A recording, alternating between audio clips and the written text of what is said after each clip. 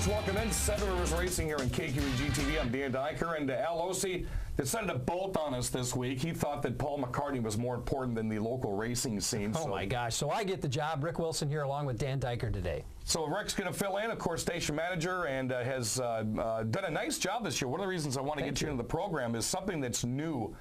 That's at the racetrack this year that some people still don't know about. Explain to our viewing audience today what you're doing new this year when it comes to qualifying. Well, we're very excited about the fact that we're streaming the qualifying now to the internet. We had Chuck Deary upgrade the internet out there at the Speedway, which took a little time to get done, but now that it's been upgraded, it looks even better. If you go to kqegtv.com at about 6:10 on Saturday nights, you can watch qualifying live as it happens from the La Crosse Fairgrounds Speedway. Al Ossie and I have been hosting the program, and it starts, as I say, about 6:10. We'll have the Sportsman division, we'll have late model, we have outlaws when they're qualifying. So we get all the qualifying in there, and it usually runs about 45 minutes or so up to the top of the hour. It still gives you a chance to then jump in your car and make it to the Speedway before the racing starts at 7:30.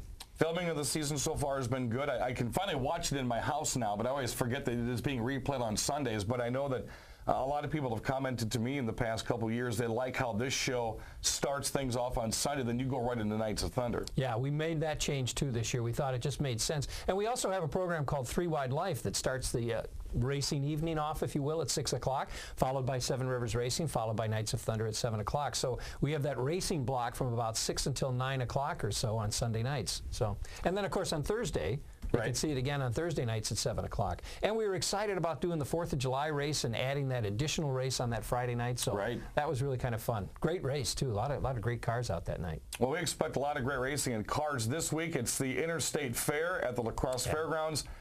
Beyond the racing we have, which hopefully I have a voice by the time we tape this thing next week, because I've got go-kart announcing on a Wednesday. I have street drags Friday. I have La Crosse Speedway Saturday, and then go-karts again on Sunday. So hopefully the heat and humidity we're getting right now is going to be down by the end of the weekend. Well, it's good that you have something to do. Well, yeah, I'd be sitting at home watching the shopping show on KQEG. Hey, what's wrong with that? Come on, that's not a bad thing. Well, one of our sponsors this year, the Mississippi Thunder Speedway, and they had a fantastic night. That season up there in Fountain City has been unreal. The fan base is growing. The car counts are growing. The dirt track racing has been exciting. And you talk about some track champions. There are a lot of dueling of them going on this past weekend. As 2010 track champion Josh Angst in the USRA Modifieds got an impressive run behind the wheel of his number 99, the Blue Streak, up at the MTS Speedway. He defeated Brad Waits and Lucas Schott in a very tight race for the A-Mods. B-Mods, believe it or not, the car counts out of the 18-lap features have been between 20 and 27. Wow. And this Friday, they're going to be increased by about 150. And then by September, when they go for $10,000, you're going to have about 15 states represented. Wow. With the B-Mods. It's just been fantastic. Jacob Blease jumped from the front row, cruised on to a win. Jake Tim, Bob Tim, the owner of the track, his son, doing an A and B-Mod this year, doing a nice job. He's in the top 3 in both points. He takes second. And John Van Minsel worked his way from his 4th row starting position to run out the top 3. 2010 and 2011 Superstock track champ Jeff Brower beat 2012 track champ Tommy Richards in the Wissota Street Stock feature by less than a half a second. Now, you've seen some races at La Crosse that are called at the white stripe. Yeah. Try to do that as you're sliding on a turn 4 side by side, kicking up dirt. Wow. Yeah. It's amazing to see those cars coming around those corners. It's just exciting. And they've done such a good job with the track and keeping it in good condition up there. It's no wonder they're getting bigger crowds. I mean, really. And you know, folks, you can get tickets on our shopping show. Oh, I didn't know that. No. Yeah, we have $12 tickets we're selling for $6, and we give you one for free when you buy one. Okay, so my guest in the program is going to need to learn that today, especially since we've got a lot of La Crosse drivers that are coming up and watching some of the stuff on Friday nights. Doug Wojcik continues his trek to his second consecutive street stock championship at the Mississippi Thunder Speedway. Doug came from a 3rd-place heat race finish to claim the feature. Former track champ Danny Hansen followed Wojcik across the line to finish 2nd. Corey Hansen out of Black River Falls took 3rd. 600 mods, it was Joe Provo and Zito Knight. He's got Joe Provo signs and Joe Provo racewear. It's really neat stuff that he does. He has his own company when he builds the racing T-shirts and bumper stickers and wraps cars. Well, he won the feature on Joe Provo Knight, which was kind of fitting. That's pretty cool. And he defeated Don Werner and Kyle Jumbeck in a very tight 3-way battle there towards the finish line. Bobby Ford Jr. was the Pure Stock feature winner. The Pure Stocks are kind of like what the Thunder Stocks are at the Crosse Speedway.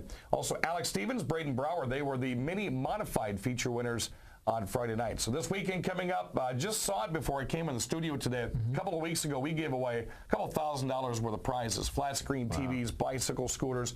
Going to be somewhat of the same thing this Friday night. It's the 5th annual Bayman Law B-Mod Challenge. Of course, Jack Bayman drives the number 11 B-Mod. He supports a lot of drivers there.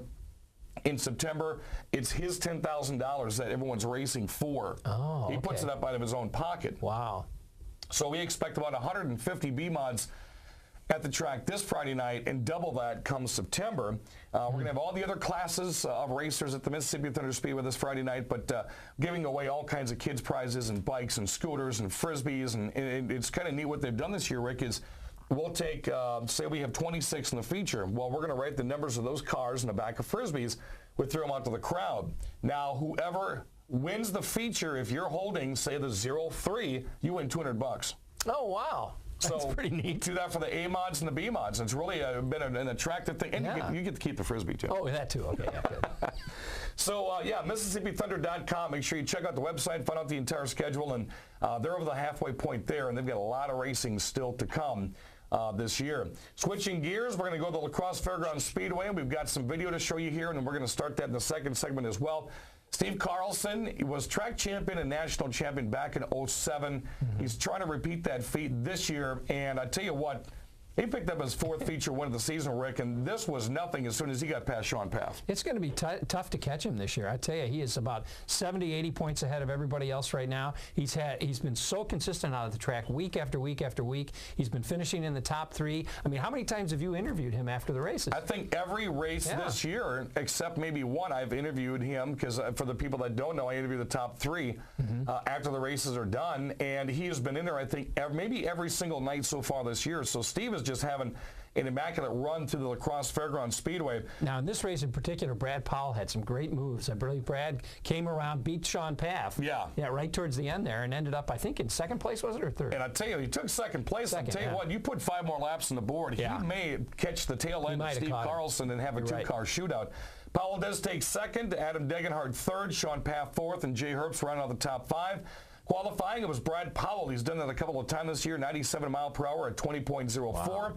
Mike Kennecke won the heat race. Sean Path won the 6-for-6 dash. In your point standings before we take a break, Steve Carlson leads the way. Jay Herbst 2nd, Brad Powell 3rd, Mike Carlson 4th. Cole Howland rounds out the top 5. Now, good news for Cole Howland. Brad Powell went from 5th to 3rd in points this past week, but Cole Howland crashed during the practice sessions and couldn't get back on the track to make repairs. And Todd Korish has fallen out of the top 5. He had some major problems during practice sessions as well. Matter of fact, packed up the hauler, and they were gone before the races started. When we come back, we're going to talk Sportsmen, Thunder Stocks, 2 Hornet features, a figure 8 feature. Our guest in the program today did quite a bit of driving Saturday night. We'll tell you why next on the Seven Rivers Racing Show here on KQEG TV.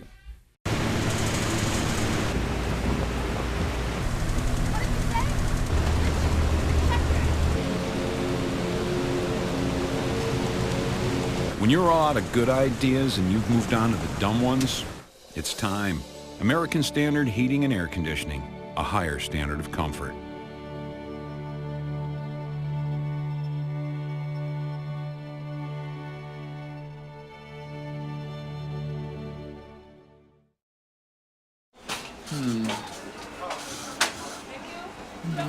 May I take your order?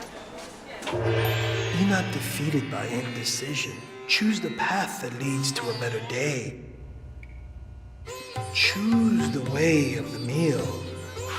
Make it a meal with one of Cousin Sub's new pork subs, the Memphis steak, or the Cubano for a limited time only. The key to happiness is sharing. Oh. Cousin Subs. Better bread, better subs, better day. Did you know that the Holman American Legion is open to the public? That's right, 7 days a week you can enjoy the full-service bar while watching your favorite sports team or NASCAR driver. You don't need to be a member to enjoy the Holman American Legion's rotating lunch special every Tuesday for only $6. A banquet hall with seating up to 250 people is also available for weddings, birthdays, or any other special event. See you at the Holman American Legion, 419 First Avenue West in Holman. Get ready for the Thunder! The Mississippi Thunder Speedway. Your Friday night racing destination. Racing starts at 7. Super stocks. Modified. 600 mods. Pure stocks. Street stocks. Viva. It's racing excitement, dirt track style. Tickets $12 for adults. $5 18 and under. $8 for students. Or our family pack. $25 for 2 adults and 3 kids 18 and under. Friday night racing starts at 7. Bring on the Thunder! Dirt track style at the Mississippi Thunder Speedway. Highway 35 just north of Fountain City.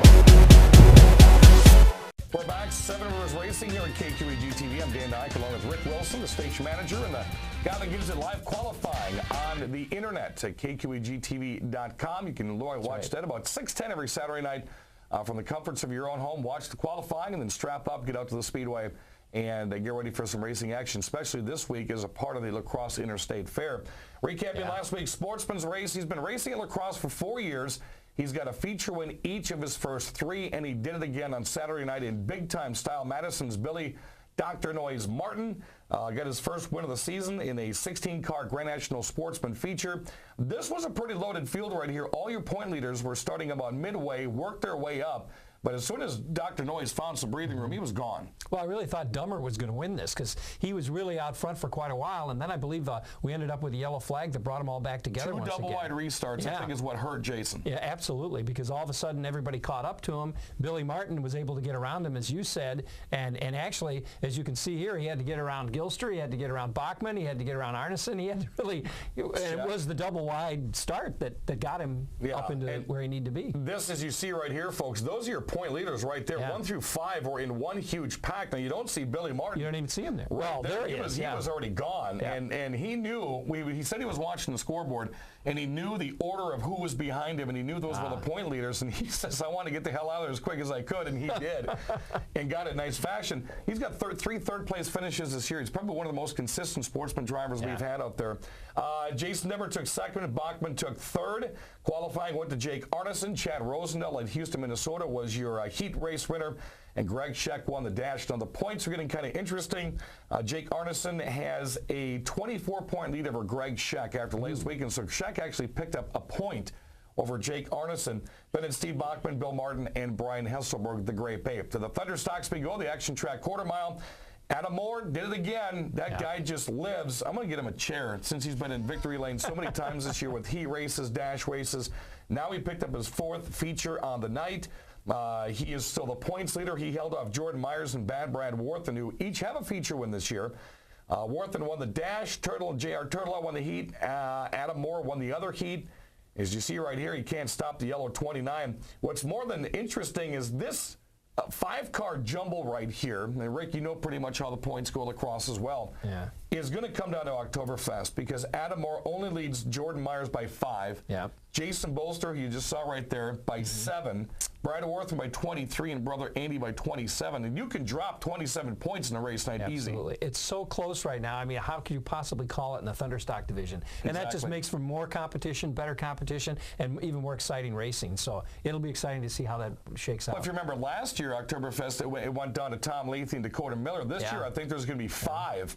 And there's going to be some rubbing going on Oktoberfest night, Thursday night for the championship. Should be pretty exciting. Hornets had a pair of features as well. The Black Bandit, Brendan Lemoyne and Nate Towner, they won the Hornet features respectively. We got some video of those two as well. And had some interesting racing going on there. We had 22 cars in each feature. John Aaron, Matt Moore, and Jake Bemis win heat races. Looking at the point standings, as we're going to show you the last 2 laps of both of these here. Brendan Lemoyne waited to the very last lap of this race to beat Joey Johnson, who that is a purple 99, of course. Everybody knows the purple 99.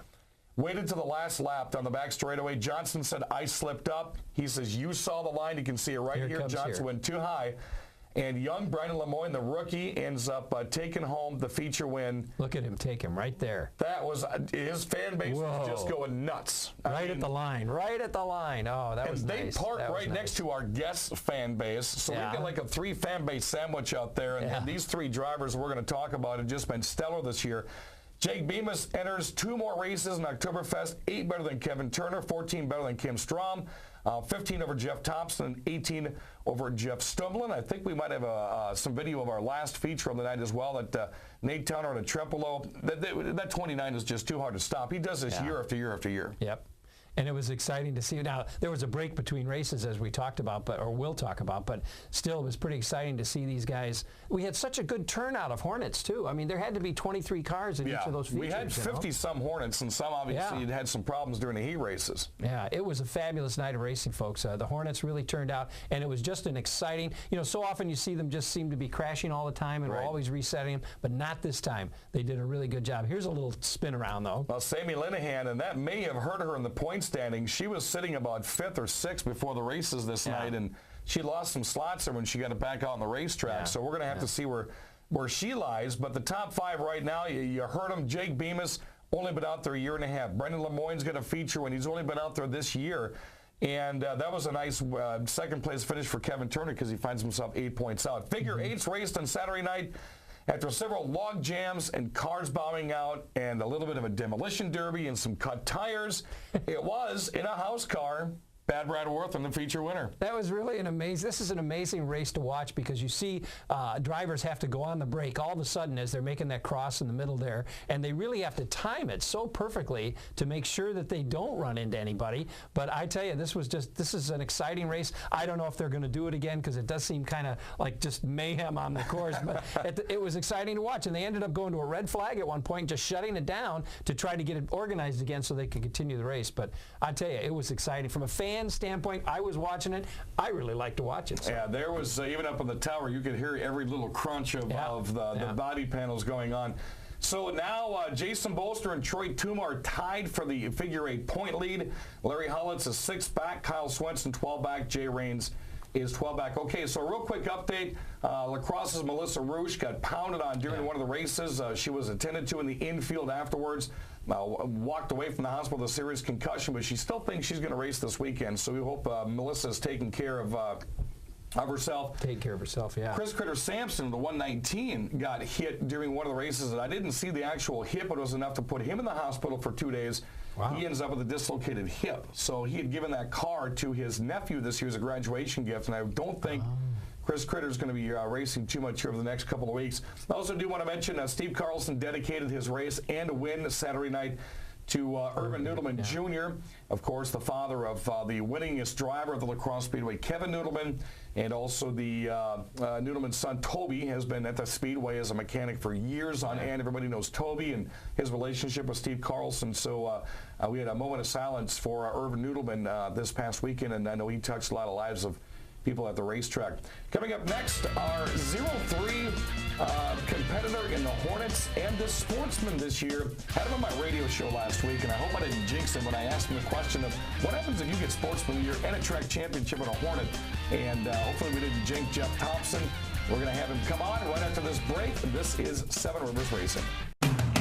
Did you know that the Holman American Legion is open to the public? That's right, 7 days a week you can enjoy the full-service bar while watching your favorite sports team or NASCAR driver. You don't need to be a member to enjoy the Holman American Legion's rotating lunch special every Tuesday for only $6. A banquet hall with seating up to 250 people is also available for weddings, birthdays, or any other special event. See you at the Holman American Legion, 419 First Avenue West in Holman.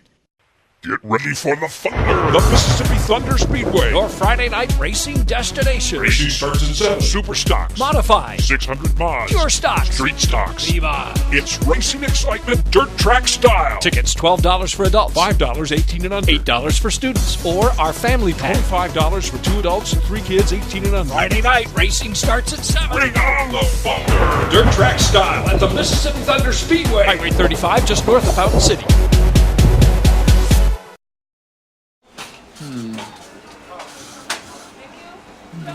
May I take your order? Be not defeated by indecision. Choose the path that leads to a better day. Choose the way of the meal.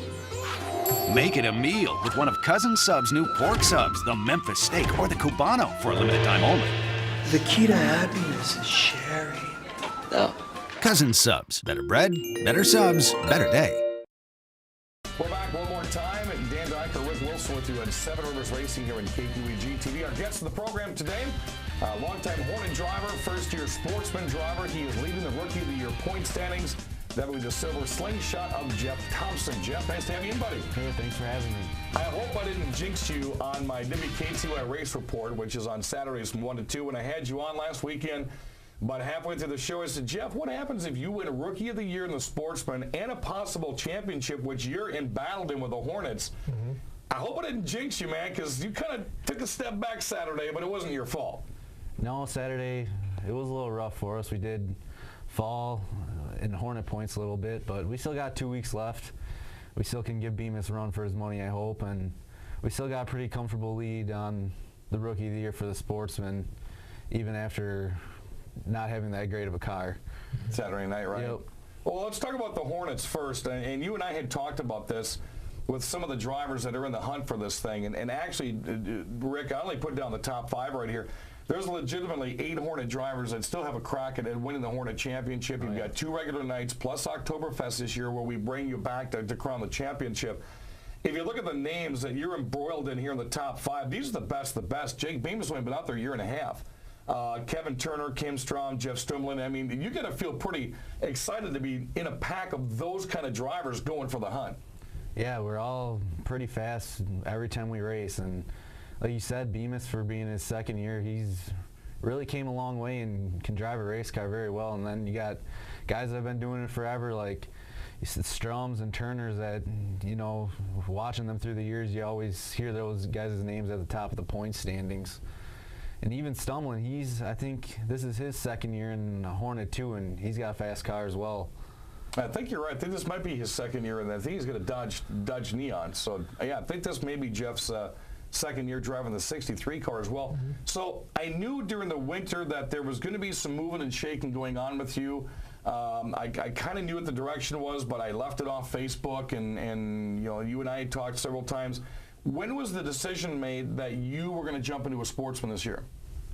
The decision was made, I don't know, it was something we talked about as soon as the season was over, that I really wanted to jump up to that 5/8 mile and see how I could compete with those guys, knowing that I've had great success in the Hornet division, that it's always something I want to do. And finally, we got it wrapped up. I think it was about February. Everything finally came together, and we were ready to race Sportsman. It's been going pretty good so far. Now, Jeff, we saw you the other night. You had to jump out of your Hornet and run across the track and change into your suit and jump into the Sportsman and get back out there. Now, that kind of going from one style of driving to another style of driving, do you find yourself, you know, here I am a Hornet driver, now I'm a Sportsman driver. Is that throwing off your ability to drive that car?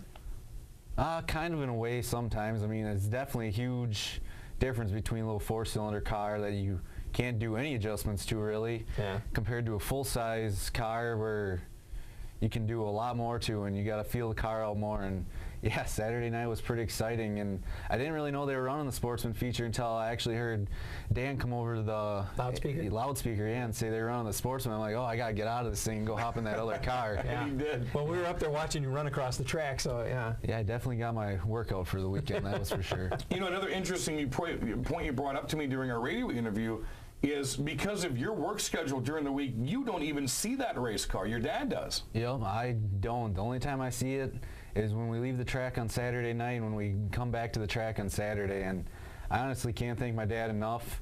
I mean, he works hours on end to make that thing right for the next Saturday, and he does a good job, and I can't thank him enough. Especially, we can't go to any test sessions because of my work, so right. Those practice sessions really mean something when we get to the track on Saturday. Mm-hmm.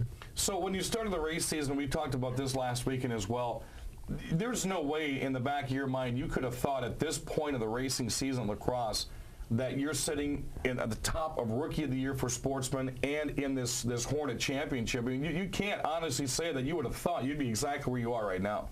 Yeah, I really didn't have any idea that I'd be where I'm at either cars. I mean, I talked that I wasn't even going to run a full season in the Hornets due to having both cars at the track, but then we started doing good, and I was up there, and I figured, well, I can't skip out now when I'm this close to winning something. And yeah, the Rookie of the Year, there's a lot of good rookies, and we lost a big one with Mark Englert, and that really opened the door for me to take this thing and hopefully get the win of it come Oktoberfest. We're watching you every week as you progress in qualifying, as you progress in sportsman qualifying.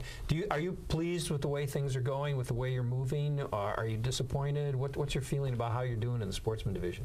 Yeah, I would say I'm doing pretty good. I do get pretty hard on myself sometimes because it seems come practice I can always run way faster than the qualifying, and I usually fall off a few tenths. But we still get where we need to do, and I'd say it's been a pretty good season so far for being a rookie. And well, you have a great fan base out there. We see the folks they're loud and they're in the 03 shirts, and we know exactly who your fans are. That's for sure. Yeah, they're definitely loud. I could even hear them when I was running back to the Hornet car Saturday night after that Sportsman feature cheering for me. Yeah. And they always seem like 2025. I've said this in the program before. I'm so proud of what we have at the Hornet division of the Crosse Speedway. From where I was when I got here 8 years ago, the car counts were huge, but it's the attention to detail that these drivers are doing. Everybody wants to look like Nate Towner's car now. I take Nate as an example because he's got the thing wrapped. Chris Swenson last year had the big bright orange and red that was going on. But it's not only the attention the drivers are paying to their cars, it's their fan bases. They're getting T-shirts made. And I can think of three right off the bat. It would be Jeff Thompson's group. And you guys have been, Cassie's off camera, but you guys have been loud for 3 or 4 years now. Bemis's group is awfully loud. And now Brendan Lemoyne's group, which is right next to you guys. So when you're sitting in the stands, your family's in the stands, what are you hearing about all of a sudden these huge pockets of Hornet fans? Yeah, it's definitely something cool that we kind of, I don't want to say we started, but in a sense we kind of did. And it's cool to have those groups of people that bring everybody to the track with them on Saturday nights. And it definitely makes you feel good about yourself, knowing that you got people up there watching you and you want to do good for them. So makes it more fun. Yeah, exactly. Yeah. Well, especially, the other thing that I noticed this past Saturday night with your fan base, you finished almost dead last in the sportsman feature. They still got up and applauded you. Every single one of them were standing up applauding. I mean, you got to be able to see that when you're coming around. That's got to make you feel good. Yeah, most definitely. I mean, they're a great group of fans, and they encourage me a lot, even when they know I don't think I'm doing as good as I should be. But yeah, they're a great group, and they're always loud, that's for sure. Now with Hornets and with Sportsmen, you must have a lot of sponsors on those cars. Do you want to tell us who your sponsors are? Yeah, we got a good list of sponsors. I mean, can't thank my wife enough. Without her, I definitely wouldn't be doing what I do. Jim's Paint Shop. My dad makes both the cars look great on Saturday nights. Greenleaf Trucking, Premier Powder Coating, Mellow Winery, Dynamic Recycling, Alex Allen Auto Sports, Mill Road Bakewent Center, and Fairway Painting and Sandblasting. And I also can't thank Chuck and his guys enough for giving us a great place to come race every Saturday night. Yeah. Well, you see Jeff Thompson, the 03 Sportsman, the 03 Hornet. He'll be racing again this week as we have late model Sportsman Thunder Stocks, the Outhouse Race, and the Fair Time Late Model Twin 20-lap features. That's coming up Saturday night. So Jeff's going to try to add points to that Rookie of the Year standing where he's at right now. Currently 4th in the Hornets, 15 back. He's still in the hunt. 12th in Sportsman, and again leading Rookie of the Year points. So I want to thank Jeff and his wife Cassie for coming in today. Jeff, continued success this year in the Silver Slingshot, and we'll see if you're on that Rookie of the Year podium come Oktoberfest. Yeah, I sure hope we'll be up there. All right, folks, put him on. Jeff Thompson, look him up on Facebook, add him as a friend to find out more about running a Hornet and a Sportsman. I want to thank Rick Wilson for joining me on the program Thanks today. Thanks for having me. I get Al Ossie back. I feel kind of underdressed. He's got the suit and the tie. I didn't know, I didn't know. What can I say? Check us out on Facebook, Seven Rivers Racing. I will add you and put you a part of the contest page and the fan page. And again, you can listen to my race report on WKTY on Saturdays from 1 to 2. For Rick Wilson, Jeff Thompson, I'm Dan Dyker. Thanks for joining us on Seven Rivers Racing.